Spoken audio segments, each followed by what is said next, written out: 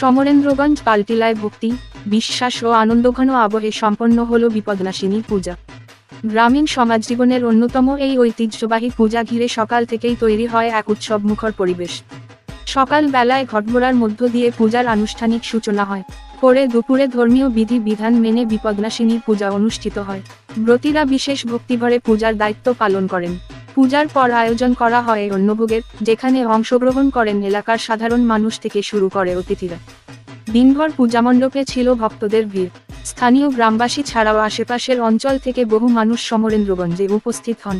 ভক্তরা দেবীর পূজা করে শান্তি, সুখ ও সমৃদ্ধি কামনা করেন। পূজার পাশাপাশি সামাজিক বন্ধনকেও দৃঢ় করার ক্ষেত্র হিসেবে এই আয়োজনে গ্রামের মানুষ সকলে একত্রিত হয়। একে অপরের সঙ্গে শুভেচ্ছা বিনিময় ও মিলনমেলার আবহ তৈরি হয়। পূজার অন্যতম আকর্ষণ ছিল শিশুদের অংশগ্রহণ। ছোট ছোট শিশুদের উচ্ছ্বাস, খেলা এবং আনন্দে পূজামণ্ডপ সরগরম হয়ে ওঠে। তাদের নিষ্পাপ হাসি ও কোলাহল পূজার আবহকে আরও প্রাণবন্ত করে তোলে। ভক্তদের মধ্যেও সেই আনন্দের ছোঁয়া ছড়িয়ে পড়ে। অনেকেই জানান, পূজা উপলক্ষে শিশুদের আনন্দই পূজার প্রাণশক্তি।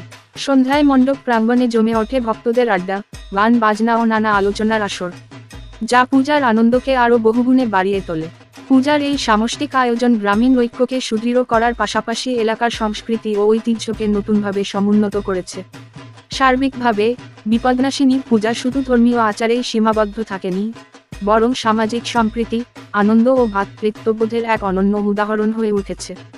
সমরেন্দ্রগঞ্জ পালটিলা দিনভর উৎসবের রঙে রঙিন হয়ে ওঠে, যেখানে ভক্তি, ভ্রাতৃত্ব এবং আনন্দ মিলেমিশে এক অনন্য আবহ সৃষ্টি করেছে।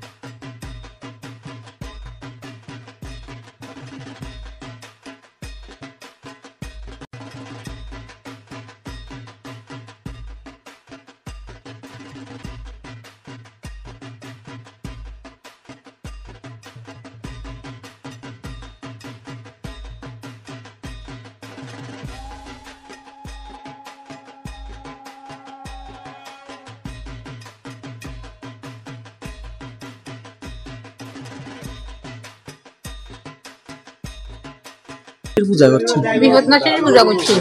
এই পূজাটা করার কারণ কি? করার কারণ সবাই মিলে বিশ্ববাসী করি করে স্বপ্ন কথা।